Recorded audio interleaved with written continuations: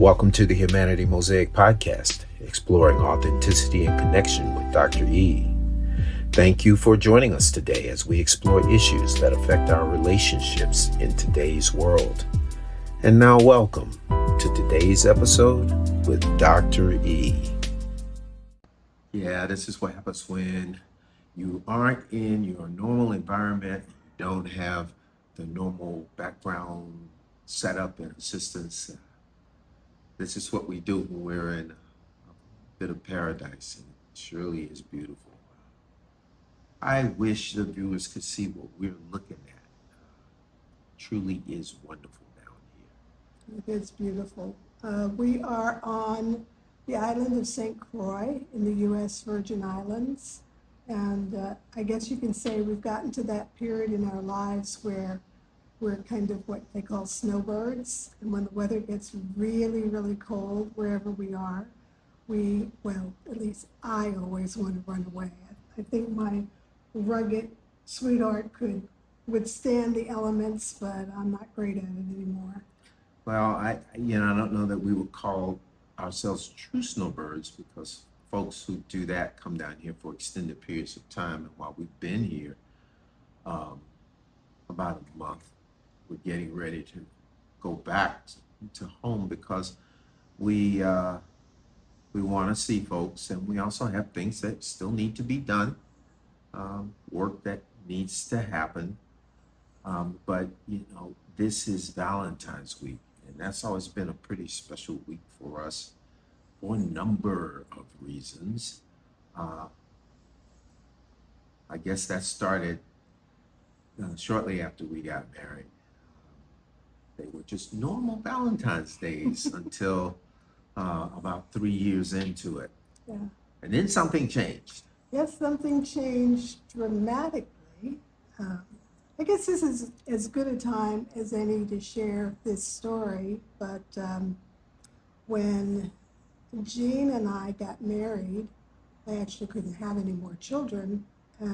Jean is a pediatrician, an adolescent medicine specialist, and when I would go up to take him dinner, he would be in the newborn intensive care unit, and he would always take his break with two of the little premature babies, and I would come up and I'd peek through the window, and there he would be in his rocking chair with one baby in one arm, one in the other, and then he had his arms crossed, and all three would be sleeping.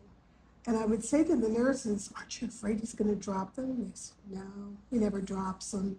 He just takes them and holds them because they can't be with their moms, and he knows that they need the human skin-to-skin contact." And every time I saw him like that, my heart would just break, because I thought, how can this man who has such a heart for children not have a child with me? And it just felt unfair. And there are many different ways to bring children into your life. We already had 2 children at that time, but Jean, of course, always they were his children, and that was the end of the story. And when we married, he said, "We have 2, I'm happy with that." But I wasn't happy with that. So what happened? Well, to make a long story short, she went through all kinds of machinations to make sure that we would be able to have a child together. And I don't know that I remember the details exactly the same way she did. Full disclosure, when you're training to be a pediatrician, you have to rotate through several disciplines. And what she was talking about is when I would do the rotations through the neonatal intensive care unit, which is probably one of the hardest rotations that a pediatric resident has to go through because it is preemies. And I did have such a heart for babies, but as a pediatrician, I'm taking care of a lot of kids. So in some ways, they're all my kids. When they come, when parents bring them to me, they're my kids. I have a responsibility to help them to navigate childhood into adulthood, and to be able to do that successfully and in as best health as possible, or at least to be able to do that and be able to take care of themselves with whatever their health situation was, because not all kids are born completely healthy. That being said, she was successful despite my best intentions. It wasn't easy back then. This was a long time ago, and getting yourself from a situation where you can't have kids to being able to have kids again as a woman back then was a difficult proposition. So it wasn't without risk, but she was able to do that. And no sooner than she was able to do that, and bang, we're pregnant. We're pregnant. And yeah. Well, I was pregnant a little too soon, and part of the story is that I lost the first child that we conceived together, and yet I was not devastated, because my faith told me that Jean and I were going to have a child together. And I just couldn't give up on that. And so even though we mourned... She didn't give up on that. And very persistent, despite advisement from our medical colleagues, my medical colleagues, who exercised a bit of caution, because back then still it was a risky proposition. But to get to the point, as soon as it was possible after that first loss, she was able to conceive again. We were able to navigate that pregnancy to the point where we almost got it to the finish line,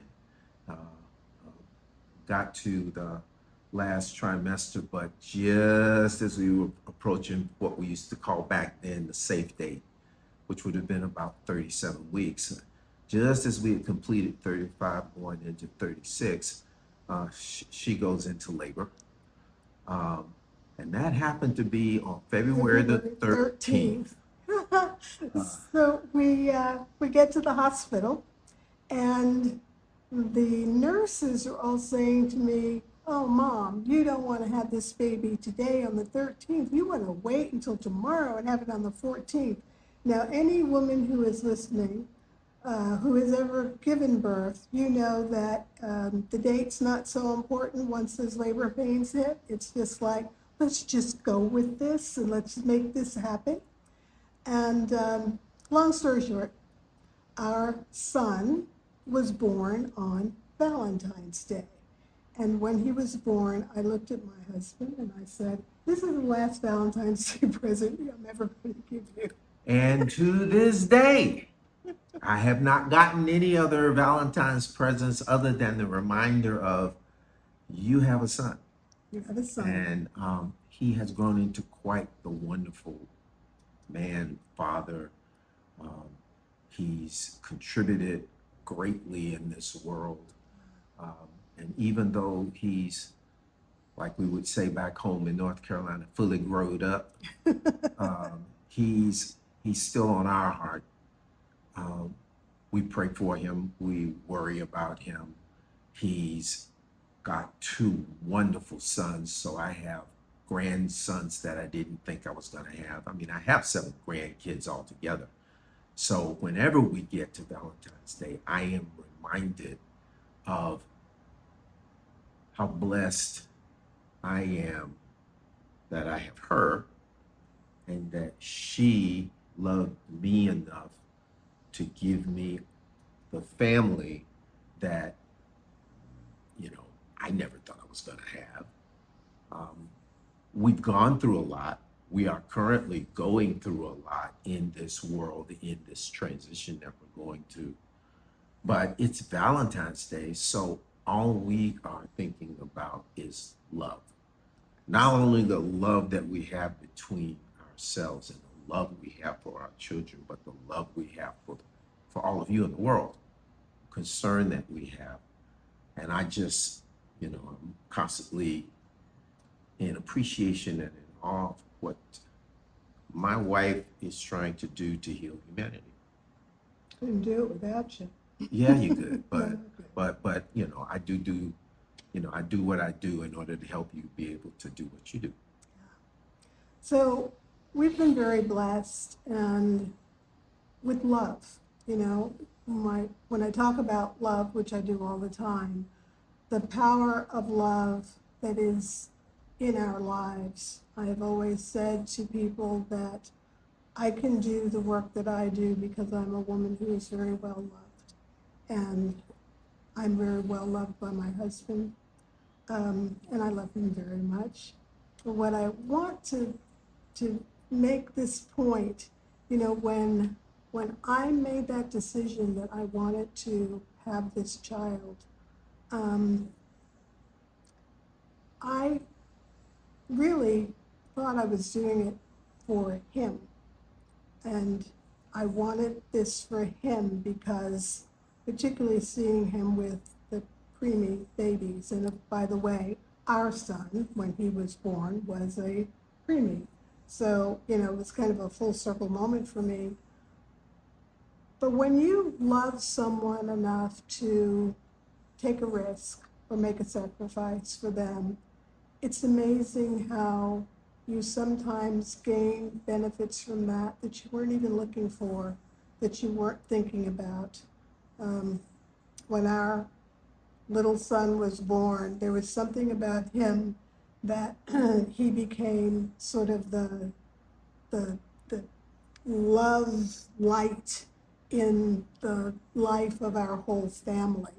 You know, he is the one who we all just love so unconditionally. His big brother, his non-binary sibling, and of course us as parents.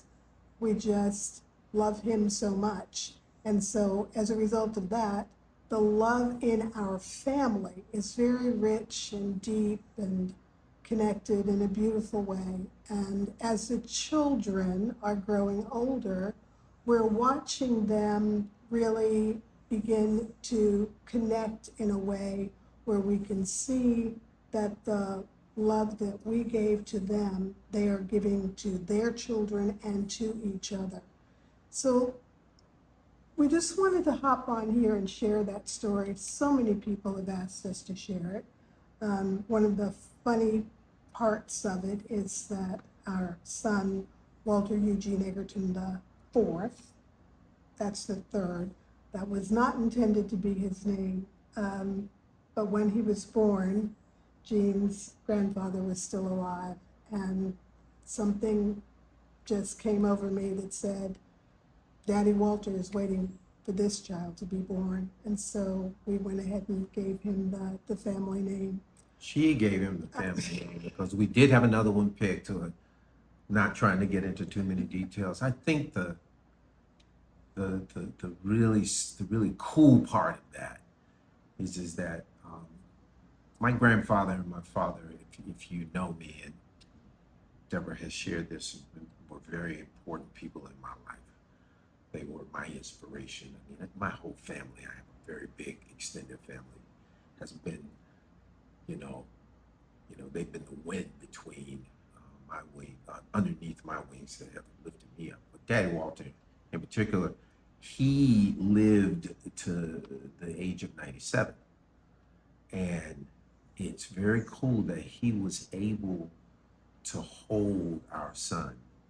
And I had a picture of him holding our son, and me standing behind him. My father passed away when I was in high school, and so it was a legacy picture, and it was taken right before we got assigned to Germany, and it got lost in the move. So I have it here. I don't have it physically here, but he got a chance to hold that generation, that fourth generation, and it was just so cool. He passed away 6 months after that, and but it was cool. And I think if there's any lesson here is that love is such a powerful thing, and it's going to take a lot of love in this world right now to keep us together. And I think, you know, that was a song, and I wasn't trying to rip off of that, but it really will. Love is a powerful thing, and it's going to take a lot of love to keep us together, because love will keep us together. Yes. And we need to look for that love. First, find it in ourselves, because it's very difficult to love others if you don't understand how to love yourself. People who are filled with and focused on love tend to navigate the world in a way where they're just a little bit kinder or more present, or notice when someone else may be in need of a little bit of love on that particular day, whether it's a smile or, doing something, some small random act of kindness. But love is the most powerful force that we have. And most of us many of us grew up in communities where we were not only just raised by our parents, we were raised by the whole community. We've kind of lost that.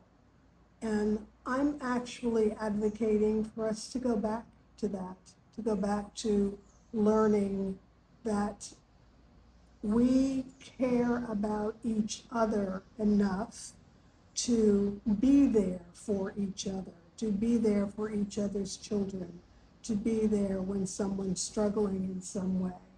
And the more that you can actually create and nurture love within yourself and within your own family, the more you contribute to the collective consciousness of the world, which I think is really important right now. So we just wanted to share our story about why Valentine's Day is so significant to us. Yeah, I think if I were going to add something to what Deborah says, I could never improve on what she says, because she's pretty good at what she does, as you know, if you follow her. You need to find the person, you need to find the resource that's going to help you to understand how to love yourself in order to love others. If you don't already have that, if you don't already have the community around you, if you don't already have your special someone, you need to find that someone. And I'm not necessarily saying that you got to get married to them. You just need the human being, or the resource, or somebody that can help you with the understanding of how first you can love yourself, how you can appreciate the miracle that is you, the creation that is you, and then how to turn that into love and compassion for humanity. I think that, if you do that, if we all do that as a human collective, it'll make it a lot easier for us to understand how to coexist. It'll make us a little kinder. It'll make us more aware, more present with what's going on around us, so that we can be a positive force within that, and not necessarily a chaotic force. I mean, I'm fortunate. I'm married to Dr. E, even though I was Dr. E first. I'm married to Dr. E, and she keeps me on point. Believe me, I am not an easy worker, and she's very kind when she compliments me, but every day I have to check myself, and she helps me do that. But I have that person, and I therefore have a community by the world that she's introduced me to, in addition to the family that has lifted me up. But that's another story for another time. And I think we just wanted to be able to share a little personal Valentine love with you, so that you hopefully will be able to reflect on that as you go forward and celebrate Valentine's Day however way you want to do it. Is this our 44th Valentine's Day together? Yeah, that's right. It is. It's Happy 44th it's the 44th. Valentine's Day. Thank you. What are you getting me?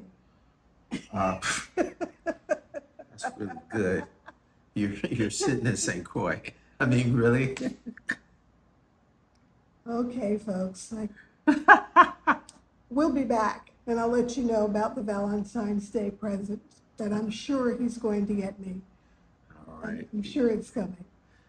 Take care. Take Love care. you all. Love Bye. you all. Bye-bye. Thank you for joining us on today's episode of the Humanity Mosaic Podcast with Dr. E. For more information, please visit deborah.egerton.com and be sure to check out theauthenticselfcommunity.com to continue your journey.